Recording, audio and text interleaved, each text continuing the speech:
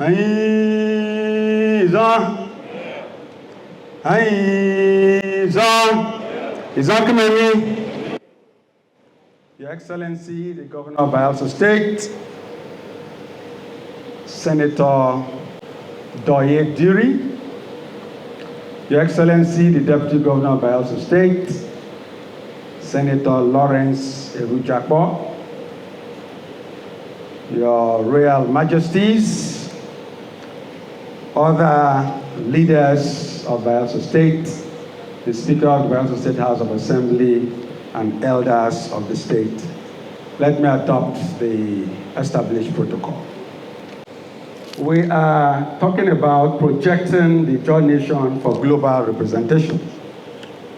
That is the broad title, that's the theme. I am to speak on a sub-theme, or subtitle, which is the future of leadership, adapting to a changing landscape. I am particularly delighted that this hall has a lot of young people as well, because they are the leaders of today and tomorrow. So while the elders are phasing out, the young ones have to learn the ropes and take over squarely. The title was so sweet to me because of the word landscape. As a young man, I was good in geography and then fine art. So when I hear landscape, I see pictures, I see patterns, I see topography, and many more. And today, Your Excellency, I'm going to paint for you a tapestry that I believe will be good enough for you to keep somewhere in your mental wall. While it would be nice for us to note that some years ago, precisely 500 years ago, Europeans who were very hungry in their homes left their shores and came to Africa, including the Ijaw nation here. That phase, after a while, they started doing business with us. But not too long after, they changed the mode of business and then started stealing from us. They did not only steal artifacts, but they stole human beings and shipped them abroad. And that ushered in an era called the slave trade era. That era lasted for a while, and then there was a new era. That era, the next era, was an era of palm oil trade. The palm oil trade gave way to an era that was slightly different. This was colonialism. And in colonialism, I think in 1884 and 1885, the Europeans met in Berlin and formalized that particular ignoble process. Of course, the colonialism went on, and as the colonialism went on, they also started prospecting for oil. They needed money. They needed all the good things of life, including spices, because they were feeling cold. In 1956, they struck oil in commercial quantity somewhere nearby at Otuabage in Bayelsa State. And of course, that process went on. And luckily for us, perhaps, in 1960, we got a new style of governance. We got a country, an independent nation. Note that before now, or before then, what was going on was we were doing self-governance. Traditional governance, we were doing that expertly before the Europeans came. But now, as a sovereign country called Nigeria, where several ethnic nationalities were now gathered in one, we had to adopt what we are doing today. First, more like a unitary system, then later what they call a presidential system, or a federal system that is actually not even federal. So, from that phase, we started having what I will consider problems, because the Ijaw people whom now came out of this 500 years long process cease to be exactly what they used to be. We started looking different from what Ijaws represented. Ijaws actually represents truth, and from this long contact with the Europeans, we cease to be as truthful as we should be in most cases. And that is a reality that is affecting us today. I have prepared a 13-page document, but I won't dwell on it. So let me look at the talk proper. The talk as title is therefore to examine how not so profitably we have changed, so we could prime ourselves to change for the better going forward. It is true that our landscape has changed and we have changed too. But have we, as a people, changed for the better? I believe that if we must maximize our future, we must adapt properly to the ever-changing landscape. We must understand and properly forecast the future and deploy the right leadership styles which will serve our interests as a people. Note, the purpose is to serve our collective interests as a people, not individual interests. Well, I believe we have an idea of what leadership is. I may not go into any robust definition, but a leader is someone who is more or less harnessing the interests and direction of a people. So if you're not doing that, then maybe you are just a pretender. And it will be nice for us to know who a leader is, so that if we see a pretender, we'll also know the difference. A leader is supposed to serve the interests of a people. But if you look at it clearly, everyone is a leader in some right. We have parents, we have student union leaders, we have artisans, we have musicians, and so on and so forth. We also have traditional rulers who are leaders. We have the political leaders. So everyone actually is a leader in some right. And the earlier we recognize this fact, the better for all of us, that we all have a responsibility. Now, I said earlier that the white people were here and they changed us. However, we also had a choice whether to change in the manner that they wanted us to change or to change differently. Unfortunately, we did not quite change differently, but we have an opportunity to look at this issue critically and then change for the better. The contact with the Europeans affected our culture, our language, our traditions. As a matter of fact, most of us became just me, myself, and I. That in those days when there was a need for King Koko to rebel, so to speak, or to protest the oppression of the whites, he did not do it alone. He did it with other persons in the Jaw Nation around him. Of course, when Isaac Adakaboro declared the 12-day revolution also, he did not do it alone. He did it with young men who shared in his vision. And for 12 days, they held the Federal Republic of Nigeria to ransom. Why?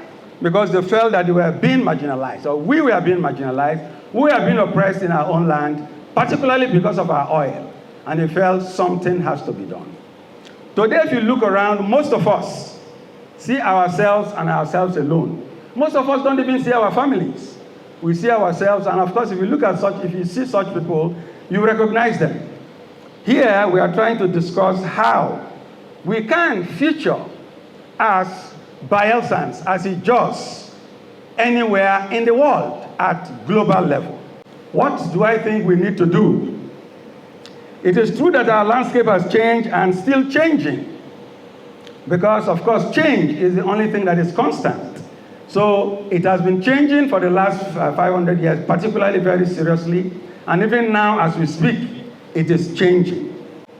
We must know that we are Ijaws, and all other key players in the world stage, know who they are.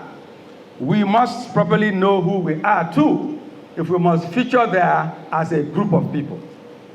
We must learn our main cultural tool, which is our language. We must know that our culture is to advance our interests as a people. The saying that the goldfish has no hiding place holds true for any one of us who strives to passionately pursue excellence in any chosen field of endeavor. When I say any field, I really mean any field of endeavor, and I shall give a few examples soon. We must know our values. We must inspire our people, strive to serve them better as much as possible. We must strive to make visible impact in our families, our towns, our kingdoms, and of course, in the larger Ijaw nation. We must exhibit uprightness, accountability.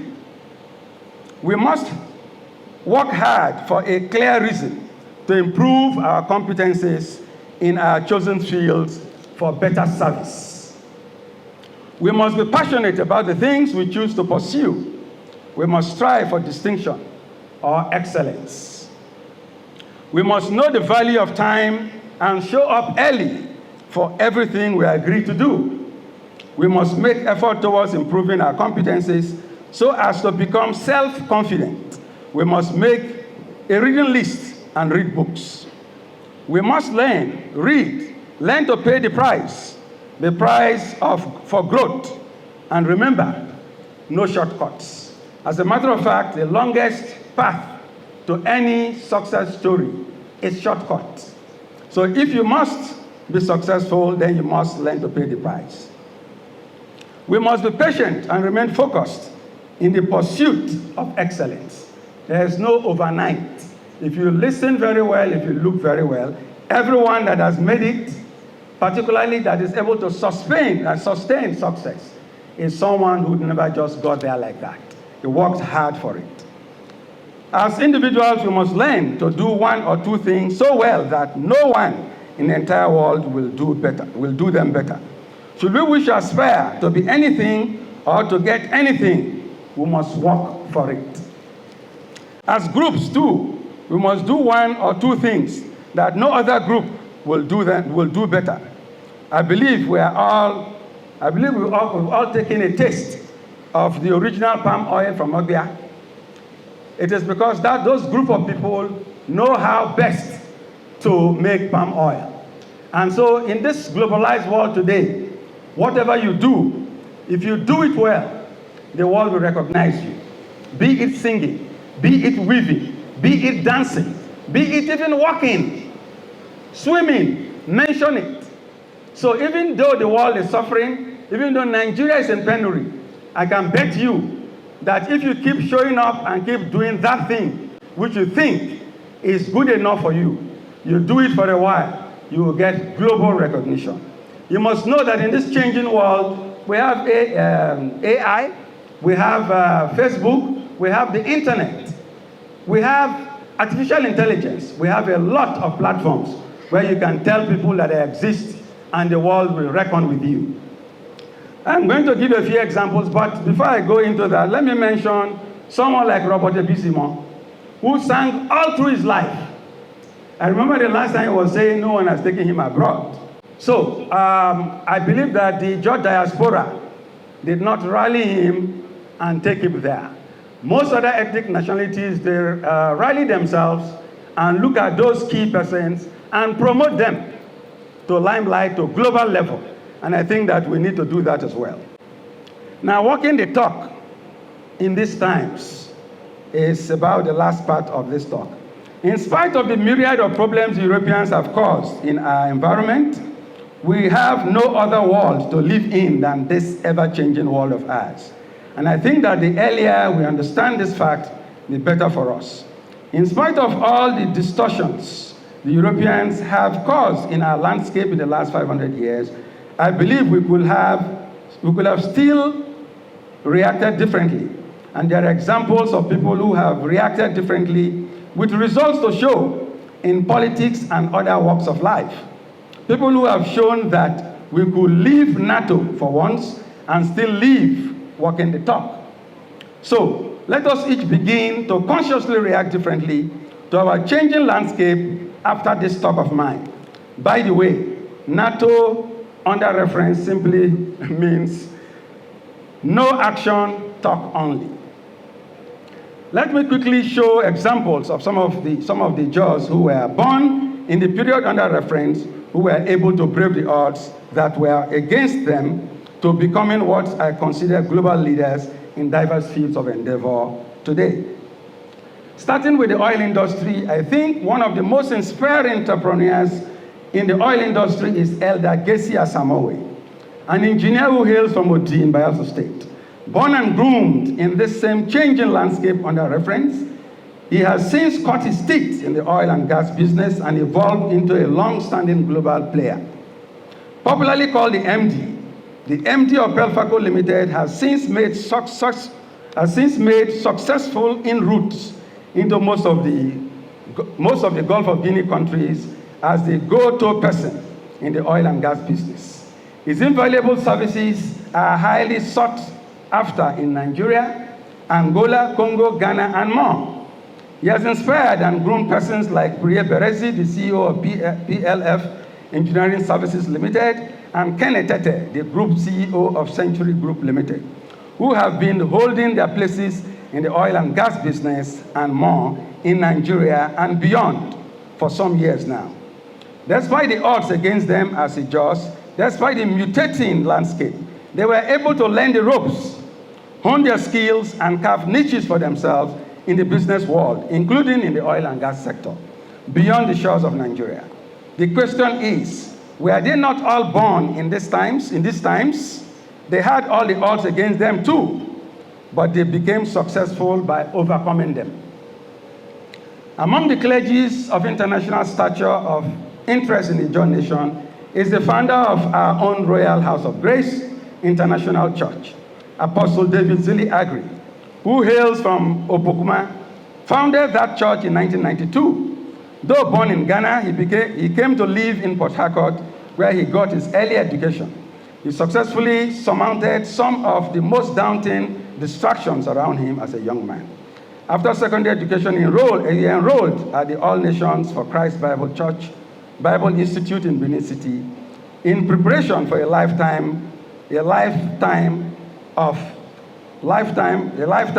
of clergy.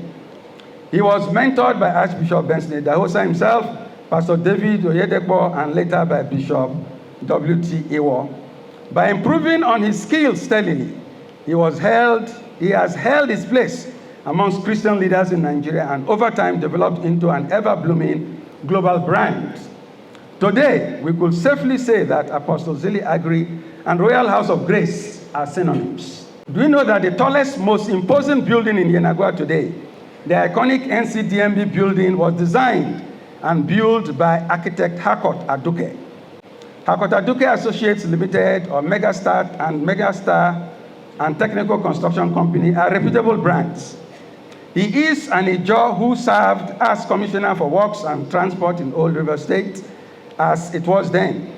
A graduate of architecture from the University of Knoxville, Tennessee, he has long asserted himself on the global stage in his chosen field. Was he born and groomed in Pluto? Of course not. He was born at Akasa, which is around the corner by the Atlantic Ocean. I believe most persons in this hall would know, God knows. Dr. God knows Bolade Gale, an Ijaw man who as a boy, schooled at GSS of Buruma and then the University of Port Harcourt. He later got his master's degree from University of Lagos and a PhD from Venezuela. He is an author of many books. Beginning from Oporoma, he became an ambassador of great standing, Nigeria's ambassador to the Scandinavia from 2008 to 2010. Isn't that participating in leadership at the global level? Or is it Daniel Egali, his nephew? He started out by wrestling with his peers at Ineware. The passion for wrestling propelled him from the village square through the national stage and landed him on the world stage, winning the first ever Olympic gold medal in wrestling for Canada in 2000. With more than a basket full of world-class laurels in wrestling to his kitty, Daniel Egali also became a board member of the World Wrestling Federation in 2022. Perhaps we may need to all go and watch the life and times of Daniel Egali in wrestling with Destiny TV series Canada 2004. In sphere of musical entertainment, Timi Dakolo, a icon with a voice like no other in the entire wide world, was as a young man humming and singing every single moment of every day of his life. Is there any wonder he has hit the world stage singing great songs? The song titled Great Nation, for instance, is like a national anthem, exceptionally powerful. Every single song of his is an undisputed masterpiece, world class. Is it Timaya? Well, I believe that everyone here will say, I concur if I choose to say, I can't kill myself. Born to win, propelled by his passion for music, he has moved from an extremely humble background, from somewhere around the corner to occupy an appropriate space on the world stage.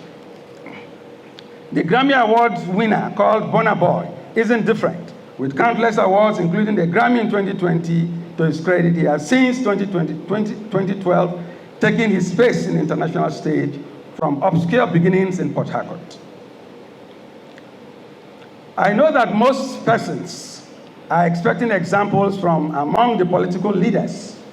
So, Your Excellency, let me now take a few of the most outstanding examples from among the political leaders in the Ijaw nation. Wasn't His Excellency President Goodluck Ebele Jonathan, GCON, GCFR, President of Nigeria from 2010 to 2015, born within the 500 years period under reference? Didn't he school at Otweke in the primary school level, Matade High School at the secondary school level, and for university education, the unique University of Port Harcourt? Was it not under our own Korokoro eyes that he became Deputy Governor of Bayelsa State in 1999, Governor from 2005 to 2007, Vice President of Nigeria, President of Nigeria from 2010 to 2015? What was his talk? His 2015 presidential ambition was not worth the blood of any Nigerian. That was the talk. And when the results of those extremely flawed elections were being announced, he called his opponent to concede so as not to spill the blood of Nigerians. He walked the talk. Today, he is the most prominent, most respected Ijaw man on planet Earth. He is the face of democracy in Africa, a global leader. He did not operate Ijaw standard. He did not operate Nigerian standard. He exhibited world-class standard from the onset.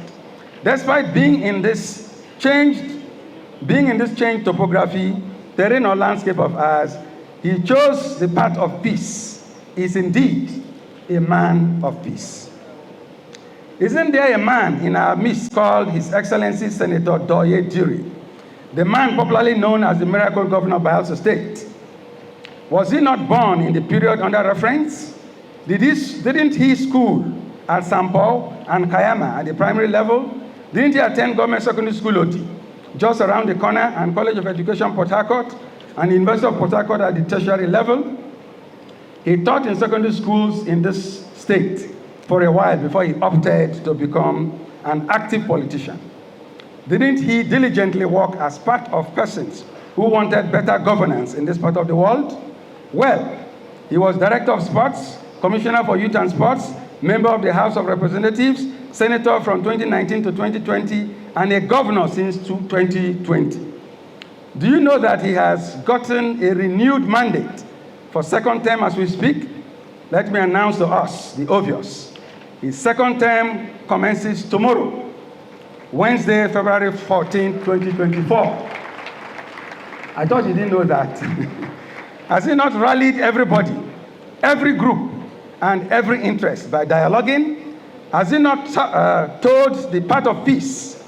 Did he not say he will only look up to the certified law enforcers to live up to their name by providing the required violence-free level electioneering field for the gubernatorial elections? Did he beat anyone? Did he hire any talk for anyone from anywhere to anywhere? Just like the face of democracy in Africa, he too said he would rather fail than to hire any damn thug. He got an overwhelming second term mandate. His workaholic deputy governor, His Excellency Senator Lawrence Erujakpo, has already certified a world-class golden honor for him. Man of Peace, MOP. Should thou have the cause to address our miracle governor from hence, thou shalt address him as His Excellency Senator YES DIRI, MOP. Still on acting in manners which could make the world acknowledge our people. The Ijaws as global leaders, we must not make the mistake of thinking that men of peace aren't firm. That men of peace are firm people too. You could be peaceful and yet have the capacity to deploy the right level of aggression at due time. If you know me, you will have known that I know that within the human society, we require some level of aggression.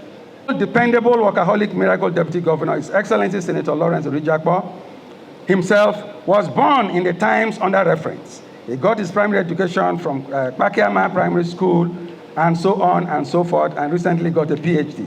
He has been steadily honing his skill, increasing his capacity within this same environment of ours, and of course, moving from height to height every passing day.